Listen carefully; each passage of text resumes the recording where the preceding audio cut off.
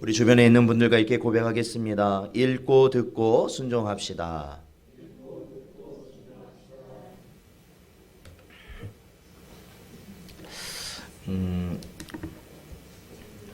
제가 이렇게 간혹 밖에서 이렇게 뭐 식당에 간다든지 뭐 이렇게 다른 집에 이제 신방을 간다든지 이렇게 했을 때 이게 그 보면은 요즘에는 이제 재방송이라는 걸 계속 틀어주지 않습니까? 이게 TV가 24시간 되잖아요. 참 그것도 놀라운 시대를 살고 있는데 24시간 TV가 계속 나오는 시대를 살고 있죠. 근데 거기에 프로그램 중에 어떤 게 재방송이 많이 되냐면 전에 보니까 뭐 삼시세끼인가요? 그래가지고 뭐 이렇게 그 연예인들이 나와서 뭐 밥을 이렇게 뭐 이렇게 직접 손수해서 먹는, 그러니까 뭐 산에서는 산에 나는 뭐 야채나 채소 같은 걸로 해 먹고, 또 그 바다에 가면 바다에서 나는 걸 또 직접 잡아서 또 해 먹고. 이제 그게 참 어떻게 보면은 이렇게 계속 보다 보니까 그것도 좀 재미가 있더라고요. 그런데 거기 출연진들이 이제 했던 말 중에 그 말이 생각나더라고요. 어떤 말이 생각나냐면, 이렇게 아침을 먹어야 되니까 삼시세끼예요. 제목이 삼시세끼니까 아침도 먹고 점심도 먹고 저녁도 먹어야 되는데, 아침을 먹으려고 계속 준비해서 아침을 먹고 나면 그 다음 뭘 준비해야 돼? 점심을 준비해야 돼. 그래서 또 점심을 먹으려고 막 준비해서 점심을 또 먹고 나면 또 뭘 준비해야 돼? 저녁을 준비해야 돼. 그러니까 하루가 먹는 것만 준비해도, 3번을 먹는 것만 준비해도 하루가 가더라고요. 하루가.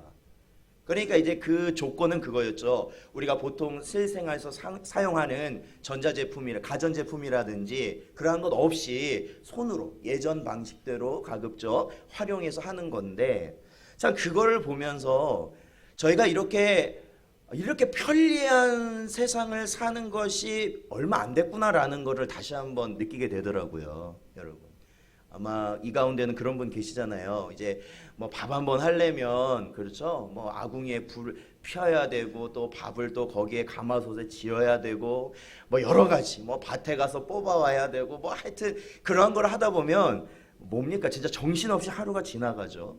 근데 요즘은 어떻습니까? 그냥 쌀만 안 치면 밥이 되고, 그죠? 전자레인지에 넣고 돌리기만 하면 데펴지고, 뭐 요즘에 간편식도 많이 나왔기 때문에 뭐 예전처럼 우리가 조리할 필요도 없습니다. 그냥 10분이면은 뭐 밥, 국, 반찬 그게 한 번에 다 나올 수도 있는 시대를 살아가고 있어요. 근데 여러분, 제가 왜 이 말씀을 드리냐면, 그렇게 간편하고 편리한 시대를 살아가는 여러분이 그만큼 쉼을 얻고 계시냐는 거죠. 그만큼 여러분이 편하게 살고 계시냐는 거죠. 마음이 편하고 그 육신이 쉼을 얻고 계시냐는 겁니다. 문명의 이기, 즉 과학의 발전은 계속해서 우리에게 더 많은 편리성을 주는 것은 맞을 겁니다. 그런데 그 편리한 가운데서 우리는 진정한 안식과 쉼은 얻을 수 없을 겁니다. 왜냐하면 전에는 시간 단위로 쪼개졌던 것들이 이제는 분 단위로 쪼개지고, 분 단위로 쪼개졌던 일들이 이제는 초 단위로 쪼개질 겁니다. 더 할 일이 많아질 뿐입니다. 그러니까 더 편리하면 편리할수록 그 일이 줄어든 대신에 다른 일을 또 거기에 넣어서 해야 되는 것이 우리의 모습이라는 거죠. 개인적으로 우리가 지금 다 전화기를 가지고 다니는 세상 아닙니까? 전화기를 다 가지고 다녀요. 집집마다 전화기 한 대가 있는 것도 드문 시절이 있었는데, 이제는 개인별로 다 전화기를 가지고 다닌단 말이에요. 그러니까 직장생활 저도 좀 해봤는데 전화기를 다 가지고 다니는 시대가 되니까요, 여러분, 도망칠 데가 없어요. 조금만 시간 비면 다 바로 전화가 옵니다. 어디서 뭐 하냐고. 그러면 또 가서 일해야 돼요. 전화기가 있으니까 너무나도 편리한 시대인데도 우리는 그 편리함을 누리지 못하는 것이죠. 그것이 바로 오늘 이 시대를 살아가고 앞으로의 시대를 살아갈 모든 사람들이 계속해서 겪어야 될 일들입니다. 여러분, 이 땅에서는 쉼이 있다고요, 없다고요? 없어요. 안식이 없는 겁니다. 안식이 없는 겁니다. 그래서 이 죽음이라는 것을 세상에서는 참 두려운 일로 여기고 안타까운 일로 여기고 그것에 대해서 부정적인 견해를 가지고 있지만 사실 성도의 입장에서는 참된 안식은 그 위에 있다는 것이 성경의 가르침입니다. 영원한 생명. 그렇기 때문에 저와 여러분이 이 마지막 때를 살아가면서 그렇게 분주하게 여러분 한 주간 사시지 않았습니까? 분주하게 그 한 주간을 사셨은 그 시간들 속에서 우리가 항상 기억해야 될 것들이 있죠. 우리 골로새서 4장 2절 말씀을 한번 읽어보겠습니다. 골로새서 4장 2절 말씀 같이 읽어보겠습니다. 시작. 기도를 계속하고 기도에 감사함으로 깨어 있으라. 아멘. 그렇습니다. 뭘 계속하라고요? 기도를 계속하라는 겁니다. 근데 중요한 것은 기도할 이유가 있어야 돼요. 저희가 지난번에 우리가 데살로니가 전서의 말씀을 저희들이 보았던 것처럼 항상 기뻐하라, 쉬지 말고 기도하라, 범사에 감사하라. 그러려면 항상 기뻐해야 될 이유가 있어야 된다는 거예요. 그게 뭡니까? 그거는 이 땅의 이유가 아니에요. 이 땅의 이유는 항상 기뻐다가도 없어지는 것이 이 땅의 것들이고요. 오직 예수 그리스도의 십자가가 우리가 영원히 기뻐해야 될 이유예요. 그런데 왜 기도하라고 하는지 아세요? 우리가 그 십자가를 항상 보지 못하니까 기도하라는 겁니다. 그 십자가를 보라고요. 그러면 어떻게 된다는 거예요? 우리가 모든 일에 감사할 수 있다고요. 재산을 잃어도 감사할 수 있어요. 질병이 와도 감사할 수 있어요. 우리가 이 세상에 실패란 실패를 다 경험한다 해도 우리는 감사할 수 있어요. 왜? 나에겐 십자가가 있고 그 십자가를 붙들는 우리 주님의 능력이 우리 안에 있으므로 우리는 모든 걸 감사할 수 있다는 것이죠. 우리는 그 감사 가운데 살아가야 된다라는 겁니다. 그 감사를 잊지 마시고 살아가시기를 주님의 이름으로 축원드립니다. 우리는 그런 감사가 있어야 돼요. 뭔가 내 주머니에 들어와서 감사가 아니라, 내가 원하는 것이 이루어져서 감사가 아니라, 그것은 다 일시적인 것들이에요. 다 없어져요. 영원한 감사, 어제도 감사하고 오늘도 감사하고 내일도 감사하고 내가 죽는 그 순간까지 하나님 감사합니다 하면서 갈 수 있는 것, 주님의 십자가밖에 없다라는 거예요. 그거밖에 없어요. 우리 어린 친구들도 마찬가지. 주님의 십자가예요. 예수님을 믿는 것이 그래서 중요한 거예요. 자, 오늘 본문 말씀은 어떠한 말씀이냐면, 아마 여러분도 익히 들어보셨던 말씀인데, 한 고을의 불의한 재판관, 즉 그 고을을 담당하는 불의한 재판관, 이 사람은 이 관리로서 의로움이 아니라 불의하다라는 거예요. 자기 멋대로 하는 재판관이에요. 그런데 그 고을에 있는 한 과부가, 그러니까 소외계층이죠, 굉장히 힘든 상황에 있는 한 과부가 어려움을 당했어요. 억울함을 당했어요. 그런데 그것을 풀어줄 사람이 누구밖에 없냐면, 자신은 돈도 없고 백도 없으니까 그 재판관에게밖에 할 수가 없는 거예요. 그래서 찾아가서 제발 저를 좀 도와달라고 하는데 그 재판관이 도와줘요, 안 도와줘요? 안 도와줘요. 이 사람, 이 여인은 돈도 없고 힘도 없고 나에게 아무것도 줄 게 없잖아요. 그러니까 안 도와줍니다. 그런데 그럼에도 불구하고 이 여인이 어떻게 하면 끝까지 찾아가서, 계속 찾아가서 부탁을 하니까 결국에는 이 불의한 재판관이 귀찮아서, 결국엔 귀찮아서라도 너의 부탁을 내가 들어주겠다라는 거 아닙니까? 그래서 그 다음 예수님께서 계속 이어서 하신 말씀이 오늘 본문입니다. 오늘 본문에 뭐라고 말씀하십니까?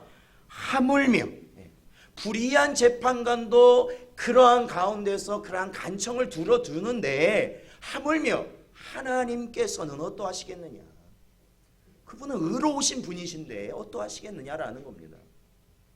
그래서 보통 우리가 저희가 이 본문을 읽을 때, 그러므로 우리가 이 땅에서 구하는 것, 간청할 것이 있으면 하루 이틀 간청하고 끝나지 말고 될 때까지 해라 라는 가르침으로 우리가 보통 이것을 설교하고 배우지만, 사실은 그것은 본 뜻은 아니라는 겁니다. 이 본문의 말씀의 본 뜻은 아니라는 겁니다. 이 세상의 것을 구하고 간절히 간청하라는 것으로 이 본문을 보면, 이 본문이 그 의미가 맞지가 않아요.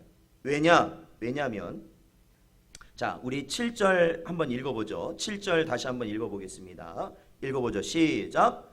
하물며 하나님께서 그 밤낮 부르짖는 택하신 자들의 원한을 풀어주지 아니하시겠느냐? 그들에게 오래 참으시겠느냐? 아멘. 그렇습니다. 자, 여기서 부르짖는 자들은 누구인가? 아무나 부르짖는다고 해서 그것이 들어지는 것이 아닙니다. 여기서 부르짖는 자를 정해놓고 있어요. 누구만이 부르짖을 수 있냐면 바로 하나님의 택하심을 받은 자라는 겁니다. 택함을 받은 자예요. 택함을 받은 자. 자, 그리고요, 저희 8절 말씀을 읽어보겠습니다. 8절 말씀 같이 읽어보죠. 시작. 내가 너희에게 이르노니 속히 그 원한을 풀어주리라. 그러나 인자가 올 때에 세상에서 믿음을 보겠느냐 하시니라. 아멘. 그렇습니다. 6, 8절에 보면은 속히 그 원한을 풀어주시리라. 이건 뭐냐면 택함 받은 자들이 가지고 있는 원한을 풀어주시리라. 그러면 여기까지 보면은 뭔가 이 택함 받은 성도들이 이 땅을 살면서 어려움을 겪고 억울함을 겪었던 그러한 일들에 대한 어떤 그런 거에 대한 하나님의 응보가 있을 것이라, 보응이 있을 거라는 생각을 할 수 있지만 예수님께서는 거기서 말씀을 맺으신 게 아니라 그 이후에 말씀이 또 있어요. 뭐라고 말씀하시냐면 그러나 인자가 올 때에 세상에서 믿음을 보겠느냐라고 말씀을 하시는 것이죠. 즉 이 비유는 이 땅에서 우리가 우리의 원함을 이루라고 예수님이 말씀하신 것이 아니라 예수님의 마지막 오실 때를 우리가 어떻게 하라는 거냐면 간절히 기다리라라는 말씀인 것이죠. 그때를 소망하라는 겁니다. 왜요? 이 세상은 불의한 세상이기 때문에 그렇습니다. 여러분, 저희는 잘 알고 있습니다. 이 땅에서 아무리 정의를 부르짖는다 해도 그 정의가 결국에는 나에게 있어서 나에게 유익이 될 때만 정의가 되고 유익이 되지 않을 때는 그것이 불법이 되는 것이 이 세상이라는 겁니다. 이 세상이에요. 그렇잖아요. 이 세상이 그래요. 그리고 아무리 우리가 고상한 척하고 아무리 우리가 깨끗한 척하지만 내 생각, 그렇죠. 내 안에 있는 생각과 내 말과 행동이 어떻습니까? 선하게 하려고 해도 선하게 될 수 없는 것이 인간의 본질이라는 것이죠. 저는 그런 걸 해봤어요. 여러분 혹시 해보셨어요? 오늘은 악한 생각을 하지 말아야겠다. 혹시 그런 결심을 한번 해보신 적 있으신가요? 지금부터라도 한번 해보십시오. 그런데 안 됩니다. 안 됩니다. 그게 저희예요. 우리는 그것을 잊으면 안 돼요. 목사라고 해서 다른 게 아니에요. 직분자라고 해서 다른 게 아닙니다. 주의 사역을 감당하고 주의를 위해서 헌신한다고 해서 다른 게 아닙니다. 다 그 안에서 우리의 죄의 본성을 버리지 못한 채 살아가고 있는 것이 우리의 모습이라는 거예요. 그러니까 우리는 우리 자신을 알아야 돼요. 자, 그래서 성경에서도 말씀하시는 게 그겁니다. 만물보다 더 썩어버린 것이 우리의 심성이라는 거예요. 우리의 마음이라는 거예요. 우리의 마음이라는 거예요. 만물보다 썩은 것이 우리의 마음이라는 거예요. 여러분, 그것을 인정해야 됩니다. 우리가 예수 믿는 거는 그거를 인정해야 되는 겁니다. 그것을 인정하지 못하면 예수 믿는 것이 아니에요. 그것을 깨닫지 못하면 주의 은혜를 우리가 알 수가 없어요. 아무리 우리가 주의 일을 감당하고 교회 일을 한다, 상관없습니다. 내가 만물보다 더 더러운 자임을 깨닫지 못하는 이상 그는 종교인에 불과한 것입니다. 우리 로마서 7장 24절을 읽어보겠습니다. 로마서 7장 24절 말씀입니다. 같이 읽어보죠. 시작. 오라, 나는 공고한 사람이로다. 이 사망의 몸에서 누가 나를 건져내랴. 아멘. 이 고백을 누가 했을까요? 바울이 했습니다. 바울이 했어요. 이방인의 사도로 부름받아서 그는 목숨을 걸고 돌에 맞고 그 모든 것을 다 이겨내고 순교하기까지 주를 위해 살았던 그 사람이 자신의 심령 가운데 나타나는 그러한 죄와의 싸움을 언제나 이기는 것이 아니라 지고 있는 자신의 모습을 보면서 자신의 공고함을 토로하였습니다. 자신을 뭐라고까지 얘기하냐면 나는 죄인 중에 괴수다. 내가 죄인 중에 괴수다. 나보다 더 악한 자가 어디 있겠느냐 고백한 사람이 바울입니다. 그래서 사랑하는 성도 여러분, 이 땅에 우리가 살면요, 바로 그것이 원통한 겁니다. 이 땅에 살면서 택함 받은 자들이 그 원한을 풀어달라고 부르짖는 것이 뭐냐면 이 죄와 사망의 육신에서 하나님 저를 건져주십시오라는 겁니다. 아무리 선하게 살려고 해도 선하게 살 수 없고 언제나 죄를 짓는 것에 앞장서는 제가 이제는 그 이 육신의 몸, 이 세상의 삶에서 하나님 저를 건져주세요. 빨리 주님 오셔서 저를 건져주세요. 저를 건져주세요. 근데 주님이 말씀하시죠.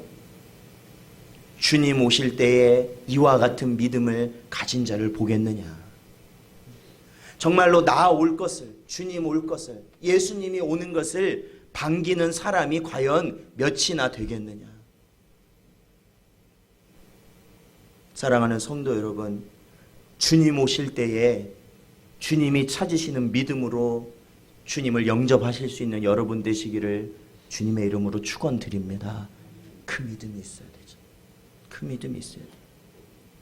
자, 그래서 오늘 이 본문 말씀은 우리가 무엇과 연결해서 볼 수 있냐면 그것은 바로 하나님께서 택함 받은 백성에게 마지막 때를 살아가게 하시기 위하여서 우리에게 허락하신 말씀인 요한계시록의 말씀을 우리가 또한 연결해서 볼 수 있습니다. 자, 오늘 본문 말씀 한 군데 더 보면 그것은 바로 계시록 17장 말씀입니다. 요한계시록 저희가 이제 계속해서 17장까지 왔는데요.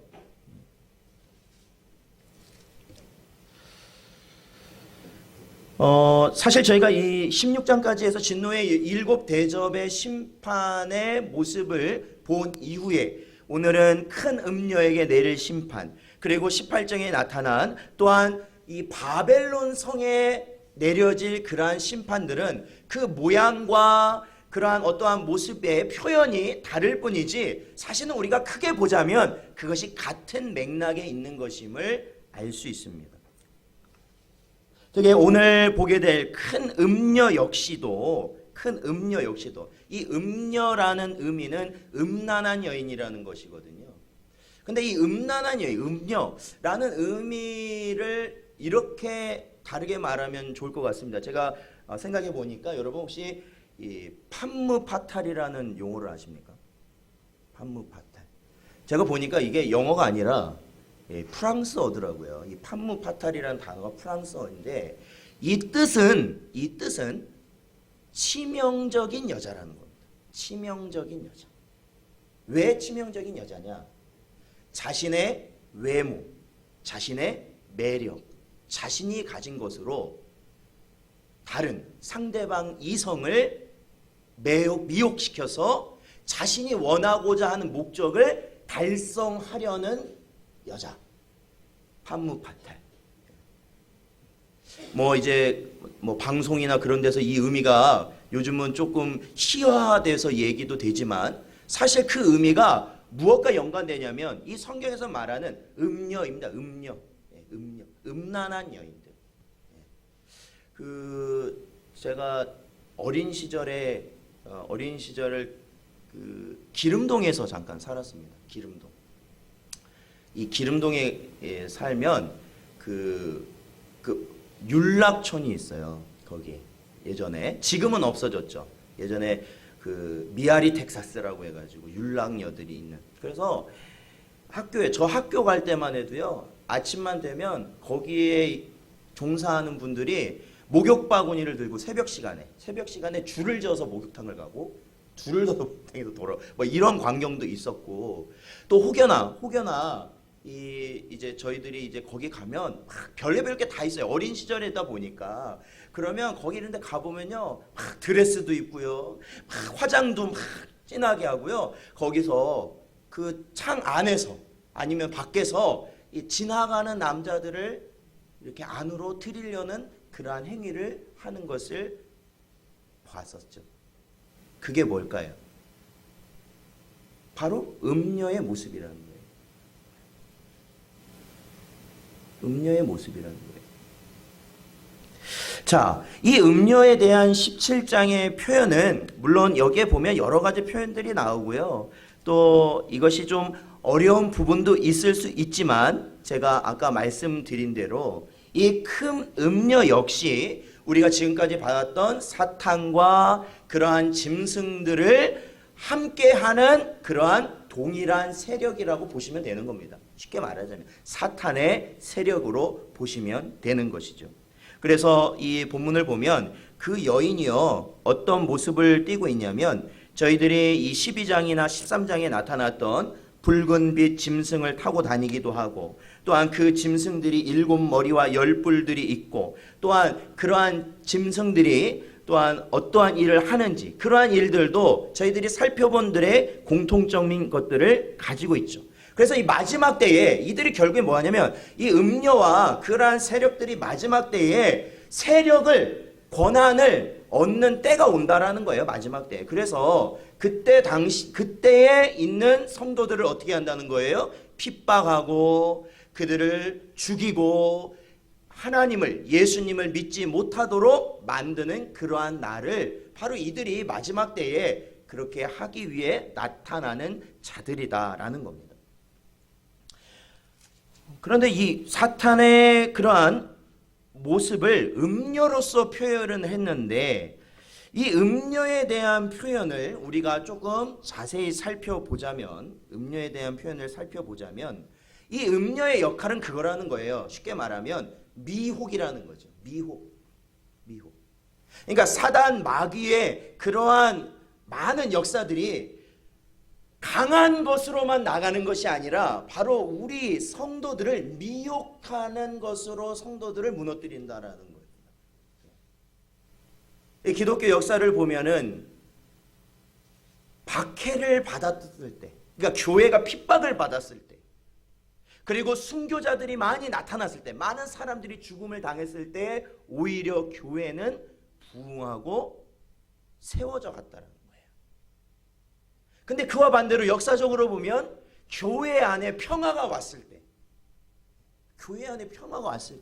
그래 너네가 원하는 만큼 예배하고 너네가 원하는 만큼 기도하고 너네가 원하는 거 다 해라 하는 시대가 오니까 오히려 교회가 어떻게 되냐면 몰락의 길을 걸었다라는 것이죠.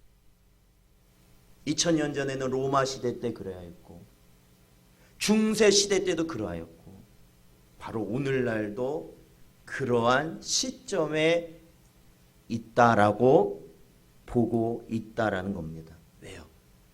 물론 이 세계 각국의 상황이 다르긴 하지만 우리의 모습으로만 보았을 때,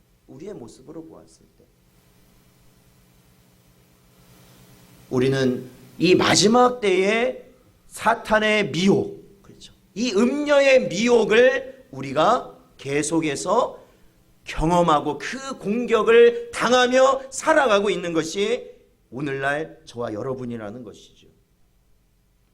그 음녀의 미혹은 결국엔 우리를 어떻게 만드냐면 하나님께서 우리에게 주신 그 사명을 잊어버리게 만듭니다.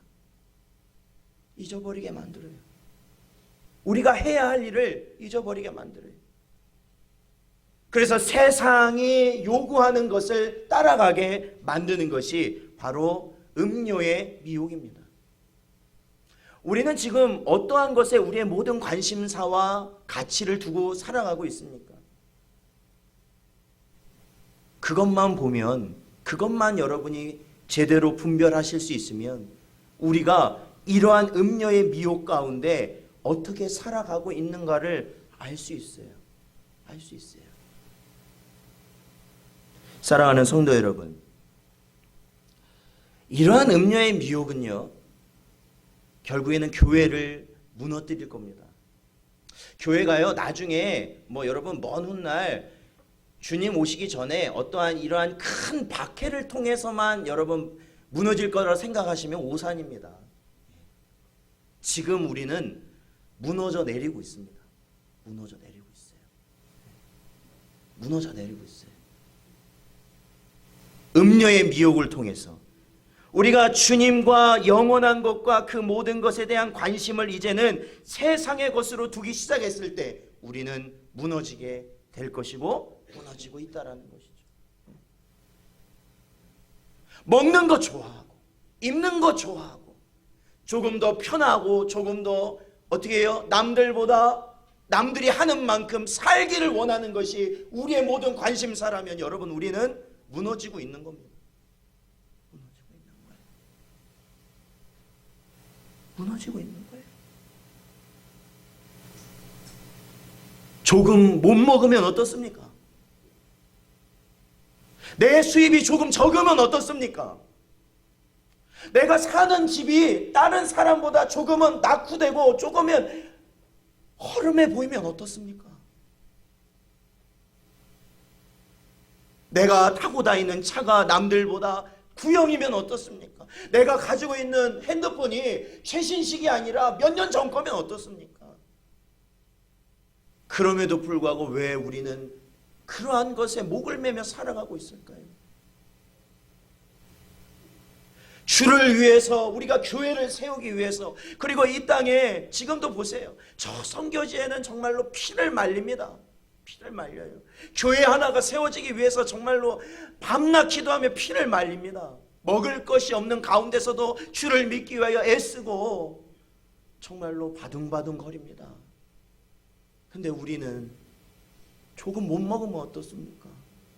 그거 좀 덜 먹고 그 나머지 우리가 선교지로 헌금하고 우리가 이 땅에서 교회를 세우는데 헌금하면 어떻습니까? 주를 위해 쓰는 것이 어떻습니까? 라는 거예요. 조금 더 여행 안 하면 어떻습니까?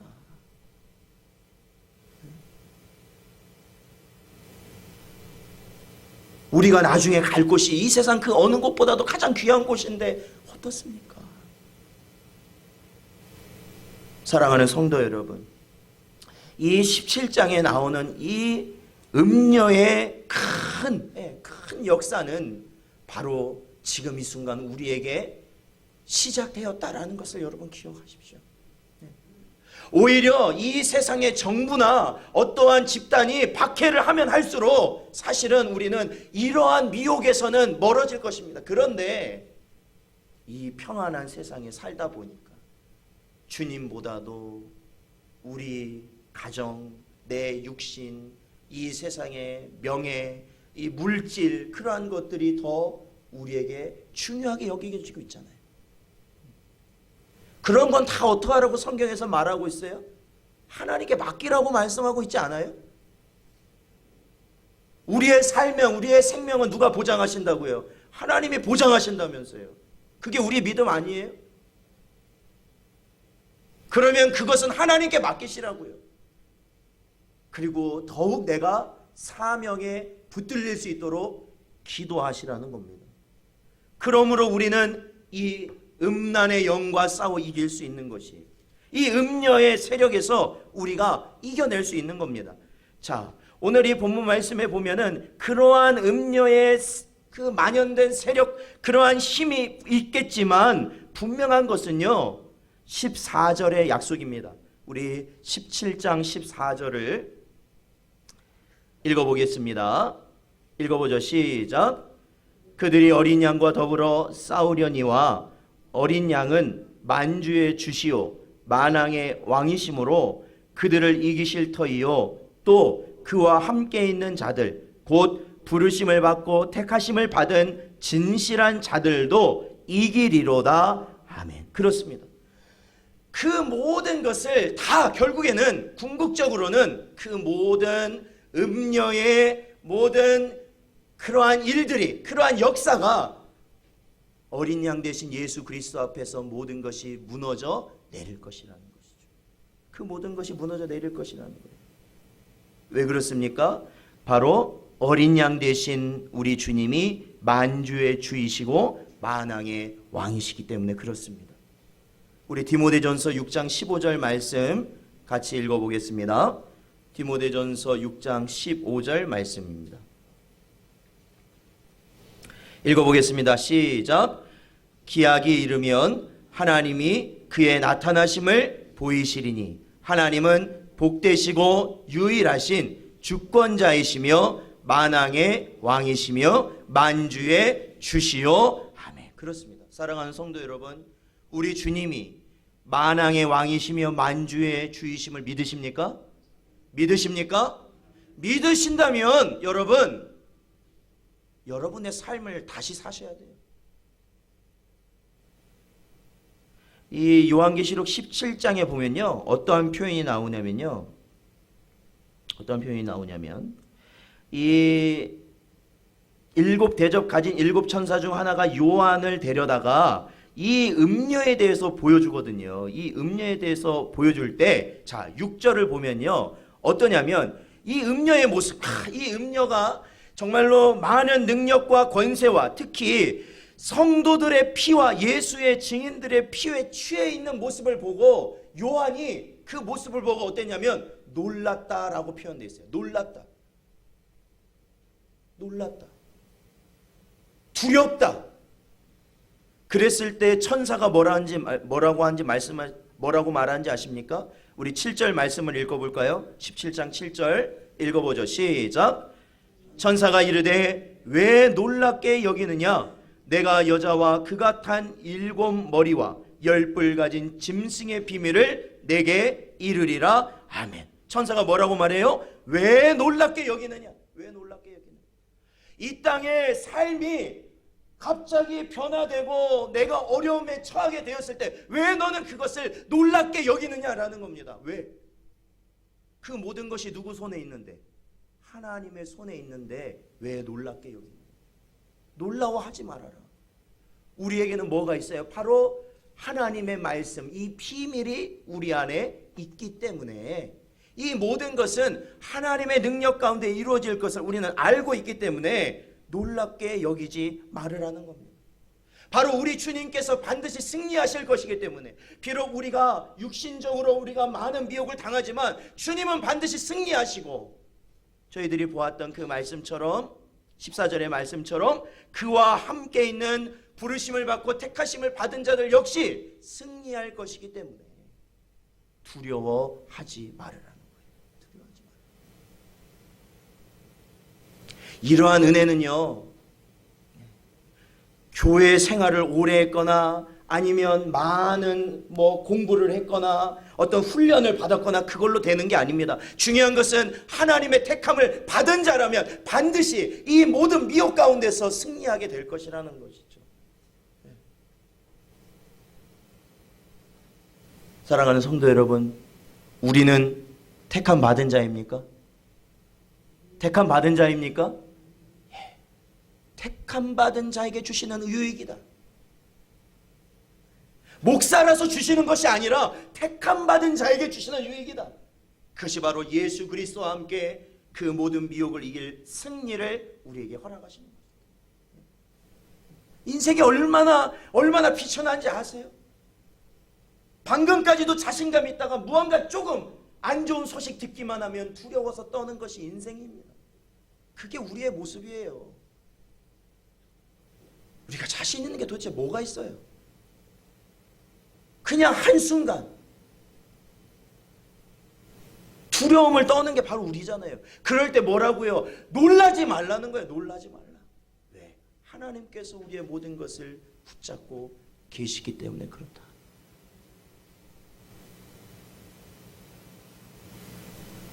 우리 계시록 2장 10절 말씀을 읽어보겠습니다. 계시록 2장 10절 말씀 읽어보죠. 시작. 너는 장차 받을 고난을 두려워하지 말라. 볼지어다 마귀가 장차 너희 가운데서 몇 사람을 옥에 던져 시험을 받게 하리니 너희가 10일 동안 환난을 받으리라. 네가 죽도록 충성하라. 그리하면 내가 생명의 관을 내게 주리라. 아멘. 그렇습니다. 사랑하는 성도 여러분, 이 말씀이 누구에게 하신 말씀이에요? 바로 예수님께서 이 서머나 교회에게 말씀하시는 거 아니에요. 뭐 하라고요? 죽도록 충성하라는 거예요. 죽을 것 같으니까 발 빼라는 것이 아니라, 죽을 것 같으니까 내가 더 이상 못하겠다는 것이 아니라 죽도록 충성해라. 죽도록 충성하려면 어떻게 해야 돼요? 두려우면 안 돼요. 두려우면 안 돼요. 죽도록 충성하십시오. 어차피 우리의 육신은 다 후패하게 돼 있어요. 조금 쉬면 뭐합니까? 조금 더 우리가 나은 환경에 있으면 뭐합니까? 다 사가서 없어지는 것이 우리 육신이에요. 그러할 때 기왕 우리가 그렇게 사그라들지언정 죽도록 주를 위해서 사는 것이 복되다라는 거예요. 그게 복된 거예요. 바로 그러한 마음으로 사는 것이 우리가 음료의 미혹을 이기는 삶이다라는 겁니다. 그러니까 여러분, 연로하시다고 해서, 아니면 내가 어떠한 상황에 처했다고 해서 여러분 나약한 생각하지 마십시오. 나는 누가 붙들고 계시다? 하나님 아버지가 붙들고 계신다. 너희들이 뭘 아느냐? 나는 하나님의 사람이다. 그거를 끝까지 믿고 가시라는 거예요. 그럴 때 마귀가 우리를 건드릴까요? 못 건드릴까요? 못 건드려요. 그 사실을 알고 있습니다. 사랑하는 성도 여러분, 오늘도 이 시간에 저희들이 이 마지막 달을 살아가는 저희들에게 하나님이 무슨 말씀을 하십니까? 두려워하지 말라, 놀라지 말라. 나는 너의 하나님이다 말씀하고 계십니다. 사랑하는 성도 여러분, 이때에 이러한 하나님을 더욱더 붙드시고 오직 승리하는 가운데 살아가실 수 있는 여러분 되시기를 주님의 이름으로 축원드립니다.